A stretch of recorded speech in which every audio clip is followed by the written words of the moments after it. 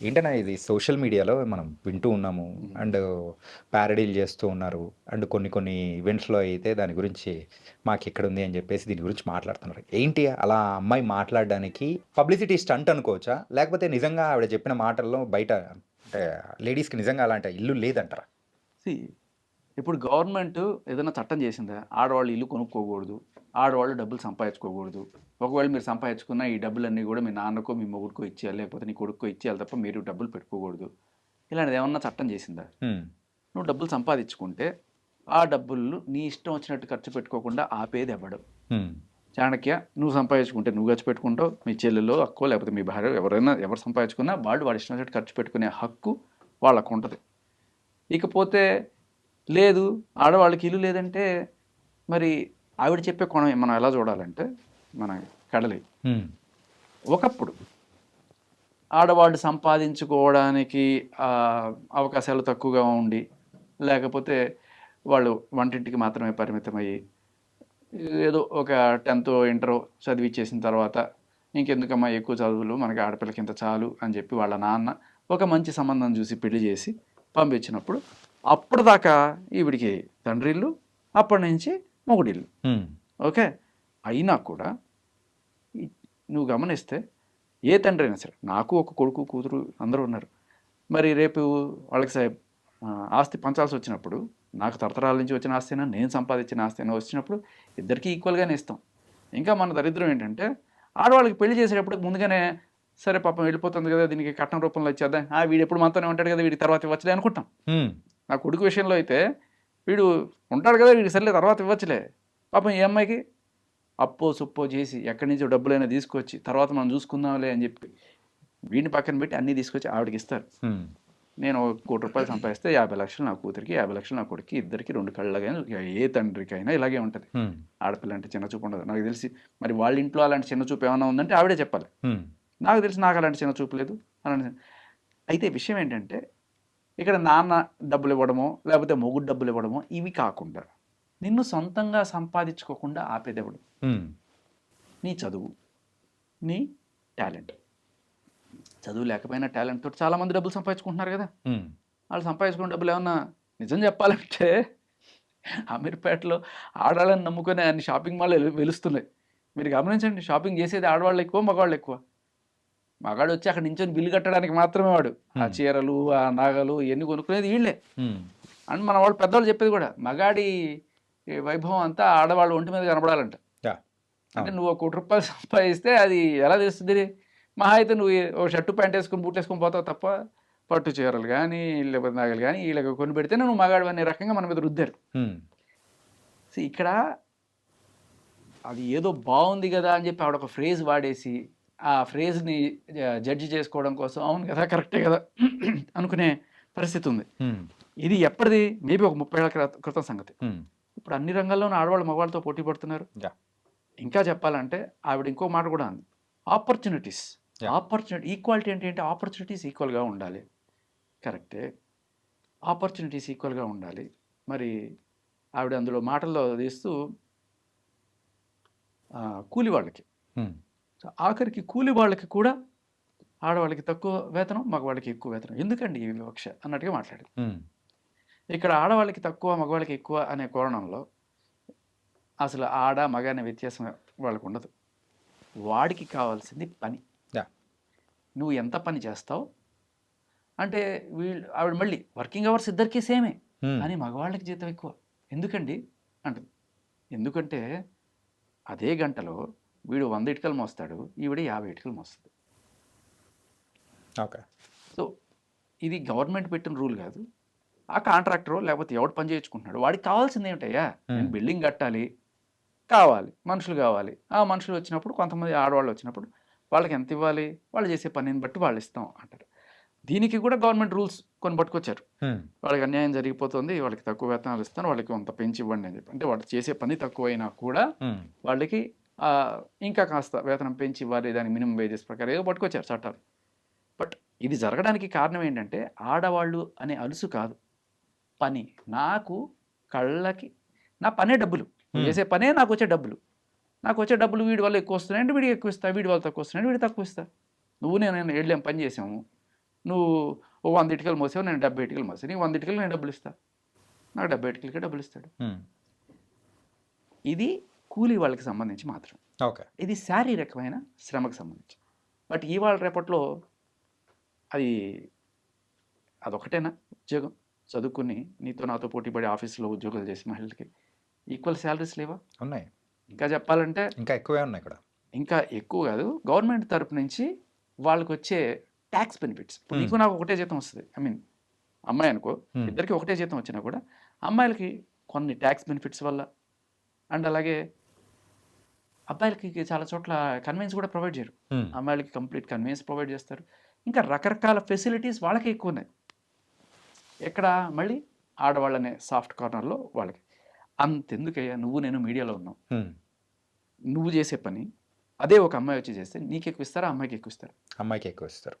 Image పక్కన పెట్టు, same experience same కేటగిరీలో ఉన్న ఓకే ఇంకో అమ్మాయి వస్తే, ఎందుకంటే ఆ అమ్మాయికి మేకప్ ఖర్చు అంటారు, ఆ అమ్మాయికి రానుపోని ఛార్జీలు అంటారు, ఇవన్నీ కూడా వాళ్ళు కలెక్ట్ చేసుకొని పోతారు. సో ఇక్కడ మగాడికి నిజం చెప్పాలంటే మగాడికి నోరు లేదు, వాడికి ఆమ్గా వచ్చి చేసుకొని పోతాడు, ఏదో నాకు రావడమే గొప్ప విషయం, అంతే కదా. నువ్వు నేను యాంకర్గా జాయిన్ అయినప్పుడు మనకి షోల విషయంలో కూడా ఎట్ట జరిగేది అంతే. సో ఆడవాళ్ళు ఇచ్చే ప్రిఫరెన్స్ వేరు, మగవాళ్ళకి ఇచ్చే ప్రిఫరెన్స్ వేరు. కూలీల పరిస్థితిలో అలా ఉంటే యాంకర్ల పరిస్థితిలో ఎలా ఉంది. ఇంకా ఉద్యోగస్తుల పరిస్థితులు చెప్పాలంటే మళ్ళీ అగైన్ ఈక్వాలిటీ కూడా కాదు. ఇప్పుడు లేడీస్కి మెటర్నిటీ లీవ్ అని 6 నెలలు ఇస్తారు. అవును. ఎంతో ఏడిస్తే మగాళ్ళకి ఈ మధ్యకాలంలో 1 మంత్ పెట్టారు. ఓకే. సో ఈ 6 నెలలు ఆవిడ వేరే పని చేస్తుంది ఖచ్చితంగా. I respect. 6 నెలలు కాదు, సంవత్సరం ఇచ్చినా తప్పలేదు. ఎందుకంటే మా ఆవిడే పడ్డది, నేను చూస్తాను. కెనడా లాంటి దేశాల్లో 2 ఏళ్ళు ఇస్తారు, తప్పు లేదు, ఖచ్చితంగా తప్పులేదు. కానీ ఆ 2 ఏళ్ళు ఆవిడకి ఇచ్చే శాలరీ ఏమివ్వరు, ఐ మీన్ శాలరీ ఇస్తూనే ఉంటారు, పని చేయక్కర్లేదు.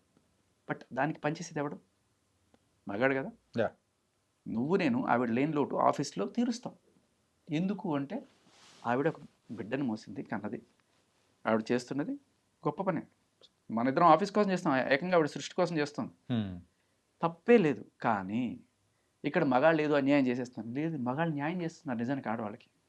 ఇంకా వాళ్ళు అంత హ్యాపీగా బతకడానికి వాళ్ళ భర్త వాళ్ళ తండ్రే కాకుండా ఆఫీస్లో పనిచేసే కొలీగ్స్ కూడా వాళ్ళ వర్క్ షేర్ చేసుకోవడం వల్ల వాళ్ళంత హ్యాపీగా ఉండగలుగుతున్నారు కదా. ఈ మధ్యకాలంలో కూడా ఎక్కడో చూసాం, ఇప్పుడు ఎంసెట్ రాస్తారు, లేకపోతే కాంపిటేటివ్ ఎగ్జామ్స్ రాస్తారు. దీంట్లో ఆడవాళ్ళకి సపరేట్ ర్యాంకులు, మగవాళ్ళకి సపరేట్ ర్యాంకులు ఏమైనా ఉంటాయి? ఏముండవు. బట్ రిజర్వేషన్ కేటగిరీలు ఏవో ఉంటాయి, ఆడవాళ్ళకి రిజర్వేషన్లో సీట్లు అవన్నీ ఉంటాయి. అదే ర్యాంక్ వచ్చిన నీకు సీట్ రాకపోవచ్చు, అదే ర్యాంక్ వచ్చిన ఆడవాళ్ళకి ఈజీగా సీట్ వస్తుంది. సరే, అది పక్కన కూడా పెడదాం. బట్ అసలు ఎగ్జామ్సే ఆడవాళ్ళకి సపరేట్గా పెడతాం, మగవాళ్ళకి సపరేట్గా పెడతాం అంటే ఎట్లా ఉంటుంది? కుదరదు. ఆపర్చునిటీస్ అనేవి ఈక్వల్గా ఉండాలన్నప్పుడు టాలెంట్ కూడా ఈక్వల్గా ఉండాలి. నేను ఎందుకు చెప్పిన అంటే అట్లాంటివి లేదు. నువ్వు చెస్ గమనించు, ఇంటర్నేషనల్ చెస్ టోర్నమెంట్స్, లేకపోతే లేడీస్ కోసం ప్రత్యేకమైన చెస్ టోర్నమెంట్ అంట. ఇప్పుడు క్రికెట్ అన్నాం అనుకో, సరే నీ శారీరక దారుఢ్యం వేరు, ఆవిడ వేరు, ఆవిడ నీతో పాటు పరిగెత్తలేకపోవచ్చు, నేను ఒప్పుకుంటాను. ఆవిడ అంత అథ్లెటిక్గా అంత స్పీడ్గా ఉండకపోవచ్చు, కాబట్టి వీళ్ళకి కలిపి క్రికెట్ పెట్టడము, లేకపోతే వేరే స్పోర్ట్స్ ఫిజికల్గా ఇన్వాల్వ్ అయ్యే స్పోర్ట్స్ పెట్టడము కరెక్ట్ కాకపోవచ్చు. బట్ చెస్ ఏంటే ప్యూర్లీ మెంటల్ గేమ్ కదా. మరి దీంట్లో ఆడవాళ్ళ తెలివితేటలు వేరు, మగవాళ్ళ తెలివితేటలు వేరు. బ్రెయిన్తో ఆడే గేమ్కి లేడీస్కి సపరేట్ టోర్నమెంట్స్ ఎందుకు? అర్థమే కావు కొన్ని జీవితంలో. సరే, వాళ్ళని ఎంకరేజ్ చేయడానికి, వాళ్ళు బయటికి రావడానికి, ఇటువంటివన్నీ కూడాను రకరకాలు చెప్తుంటారు. కానీ ఈ కోణంలో మనం చూస్తే ఆపర్చునిటీస్ ఇవాళ ఆడవాళ్ళకు ఉన్నంత మగాళ్ళకి లేవు అనేది అక్షర సత్యం. ఎస్పెషల్లీ ఈ ఫాస్ట్ పేస్డ్ వరల్డ్లో. అండ్ దీంట్లో కూడా ఉద్యోగాలకు వెళ్ళినప్పుడు కూడా అంతెందుకు, నువ్వు నేను ఇంటర్వ్యూకి వెళ్ళాం, మనం ఎంత క్యూలో నించోవాల్సి వచ్చేది, లేకపోతే ఎంత చేసేది, వాళ్ళు ఎంత ఈజీగా చేసేవాళ్ళు. సో అది వేరు. ఆఖరికి ఏ ఆడవాళ్ళు రాకపోతే లాస్ట్ లాట్ ఏదైనా మిగిలితే అలా వచ్చిన మగవాళ్ళు కూడా చాలామంది ఉన్నారు యాంకరింగ్ ఫీల్డ్లో. అంటే అమ్మాయి చేసిన వ్యాఖ్యలు అనేది కూడా ఒకసారి చూసుకుంటుంటే ఇదొక్క ఇంటర్వ్యూ అనే కాదు. ప్రీవియస్‌గా జరిగిన గోల్డెన్ ఇంటర్వ్యూస్ అనేది కూడా ఒకసారి చూసుకుంటే ఎందుకు మగవాడు అనేటప్పటికి అంత చిన్న చూపు అనేది చూపించడం అనేది కూడా చూస్తున్నాము. ఆడవాళ్ళండి మగవాళ్ళ మీద కూడా వాళ్ళ మీద చిన్న చూపు చిన్న చూపిస్తారు. చూపు చూపించడం. ఉమ్. అంటే అన్యాయం జరుగుతూ ఉంది. ఉమ్. అది కరెక్టే. ఏంటి కరెక్ట్? ఖచ్చితంగా కాదు, అన్యాయం జరుగుతుంది మగాడికి. మగాడికి జరుగుతుందా? ఖచ్చితంగా అన్యాయం అంటే జరుగుతుంది. ఆడవాళ్ళకి జరగట్లేదంటారా? ఆడవాళ్ళకి అన్యాయం జరిగితే ఆ! అంటే ఏ రకంగా జరుగుతుంది? ఇప్పుడు 2 రకాలుగానే జరగచ్చు. హ్మ్. కానీ ఈ ఉన్న సిచ్యువేషన్‌లో చట్టపరంగా, ఈ ఈ హక్కుల పరంగా, హ్మ్. ఆపర్చునిటీస్ పరంగా ఇవాళ మగవాడికి అన్యాయం జరుగుతుంది. ఒకవేళ ఆడవాళ్ళకి అన్యాయం జరుగుతుంది అనుకుంటే హ్మ్. మేబీ ఆవిడ భర్త వల్ల పర్సనల్ లెవెల్‌లో అన్యాయం జరుగుతుండొచ్చు. ఓకే. అంతే తప్ప చట్టపరంగా ఇవాళ మహిళలకే ఫేవర్‌గా ఉన్నాయి చట్టాలు. ఓకే. ఆపర్చునిటీస్ పరంగా మహిళలకే ఫేవర్‌గా ఉన్నాయి. ఎడ్యుకేషన్ పరంగా కూడా మహిళలకే ఫేవర్‌గా ఉన్నాయి. రాజ్యాంగము, చట్టాలు, సొసైటీ, ఆపర్చునిటీస్ అన్నీ వాళ్ళకి ఫేవర్‌గా ఉన్నప్పుడు అన్యాయం ఎవరికి జరుగుతుంది? హ్మ్. ఆడవాళ్ళకి అన్యాయం జరుగుతుందంటే మొగుడు కొట్టాడనో, లేకపోతే వాళ్ళు తిట్టారనో, పెళ్ళాం కొట్టే మొగుళ్ళు కూడా చాలామంది ఉన్నారు. ఇది పర్సనల్ లెవెల్‌లో జరిగాయి. హ్మ్. ఇది మన హక్కు. ప్రతి ఒక్క పుట్టిన ప్రతి వ్యక్తికి, మగాడికి ఆడవాళ్ళలాగే హక్కులు ఉండాలి కదా! కాకపోతే అక్కడైతే 2 మిక్స్ చేసి మాట్లాడుతున్నారు గదా! అదే అంటున్నా. అన్యాయం జరిగినప్పుడేమో ఆ ఇంట్లో ఆయన కొట్టాడు, వాళ్ళ నాన్న కొట్టాడు. హ్మ్. న్యాయం జరిగినప్పుడేమో ఇక్కడ గవర్నమెంట్ వాళ్ళు న్యాయం చేశారు. గవర్నమెంట్ వాళ్ళు ఏం న్యాయం చేశారంటే ఆపర్చునిటీస్ అన్నిట్లోనూ వాళ్ళకి రిజర్వేషన్లు, లేకపోతే ప్రత్యేకమైన చట్టాలు, సాక్ష్యాలు లేకుండా కూడా కేసులు పెట్టేవి, ఇవన్నీ కూడా భరణాలు అన్నిటికంటే దారుణమైన విషయం. హ్మ్. అలుమని అంటారు కదా, అంటే మొగుడు పెళ్ళాం విడిపోయినప్పుడట యాహ్! భరణం. మొగుడు ఎంతో కొంత ఇవ్వాలి, నెల నెల ఆవిడ పోషిస్తూ ఉండాలన్నమాట. అండ్ రీసెంట్గా చూశారు అంటే వన్ టైం సెటిల్మెంట్, హ్మ్. ఓ 50 లక్షలు 30 లక్షలు మొగుడు ఇచ్చేస్తాడు. హ్మ్. ఈ 30 లక్షలు తీసుకుని ఆవిడ ఇంకొని పెళ్లి చేసుకుంటుంది. ఓకే. వాళ్ళు ఏమనుకుంటారు, అరే నేను సంపాదించిన డబ్బులతో ఇంకోటి పెళ్లి చేసుకుని సుఖంగా ఉంటే నాకు ఎంత కాలిపోద్ది. అదే కదా. హ్మ్. ఇది ఇది ఏ రకమైన న్యాయం?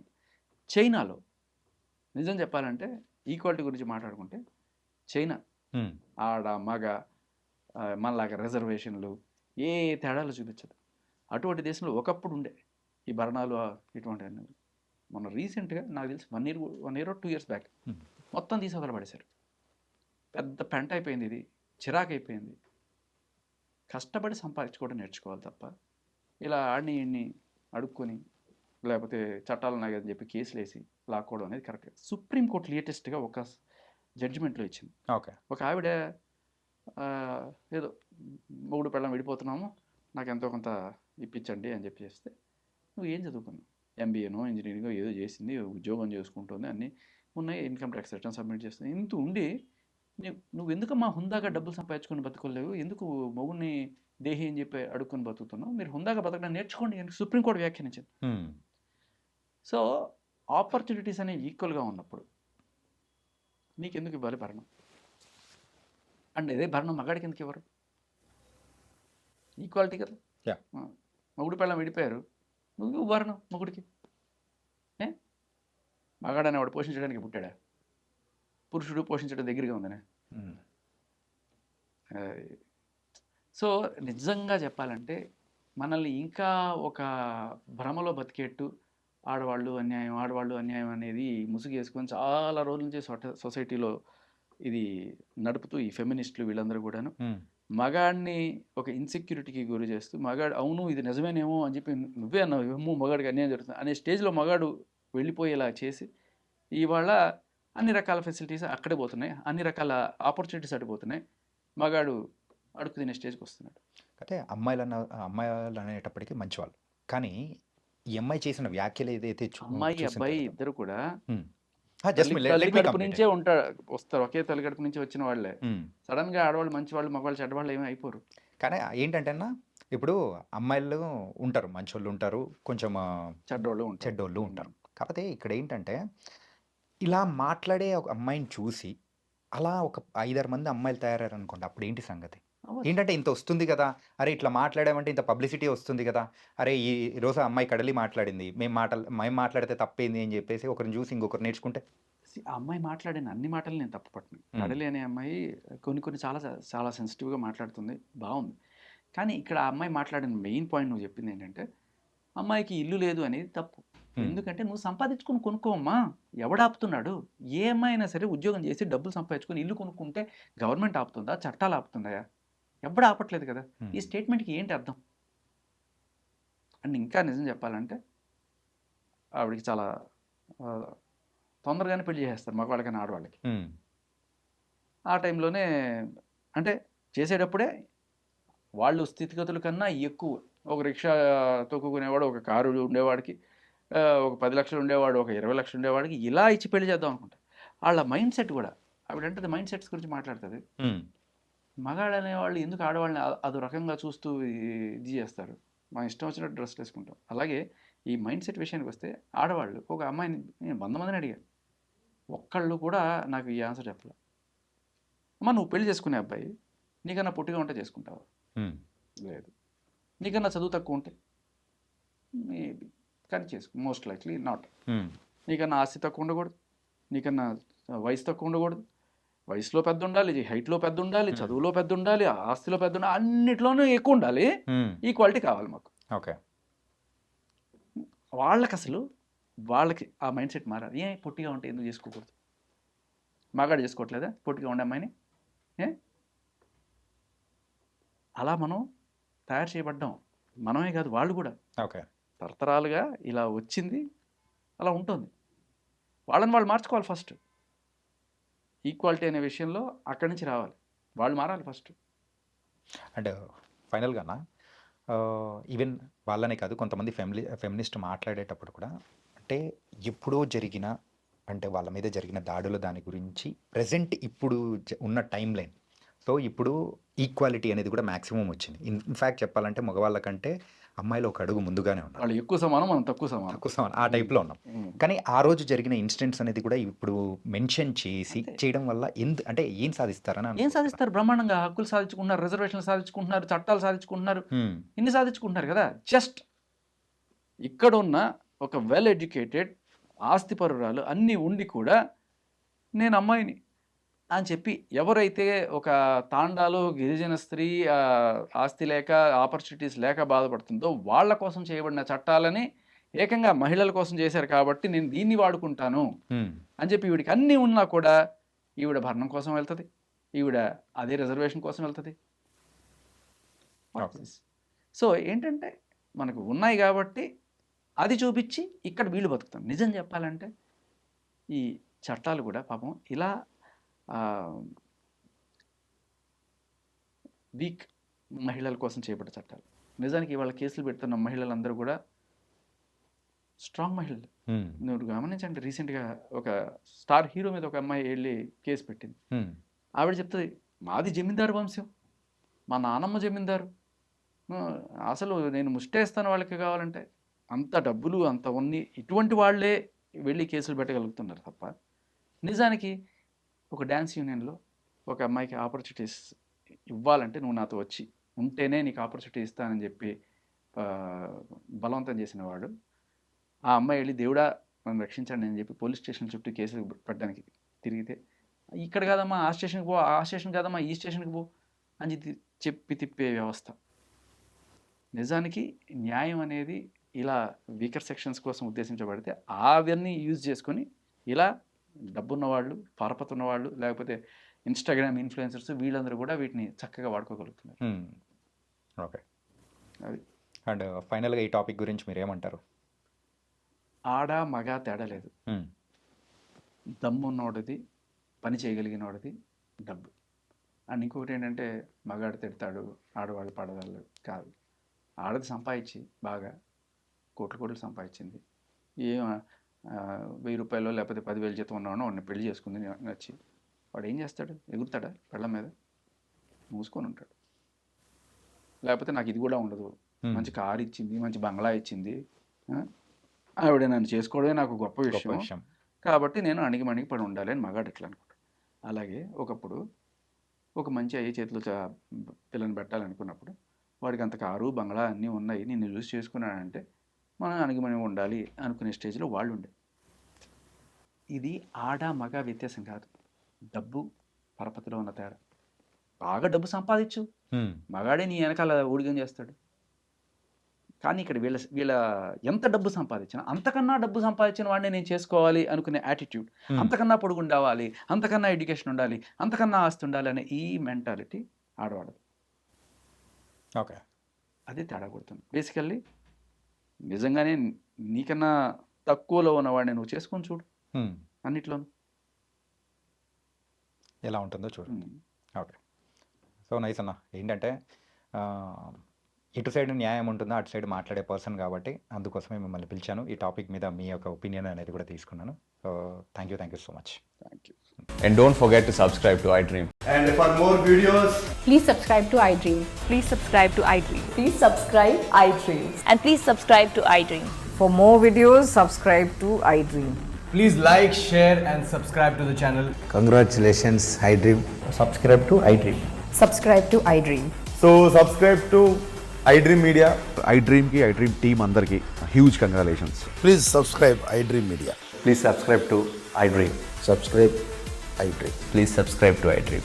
iDream అంటే నా కళల ఛానల్ సబ్స్క్రైబ్ చేసుకున్న నోరు తిరుగుతలేదు, మీరైతే గంట గుర్తు కొట్టండి. For more such videos, please subscribe to iDream. Subscribe to iDream. Please subscribe to iDream. Please subscribe iDream Media. Please do subscribe to iDream. Please subscribe to iDream Media. For best entertainment and information, please subscribe iDream.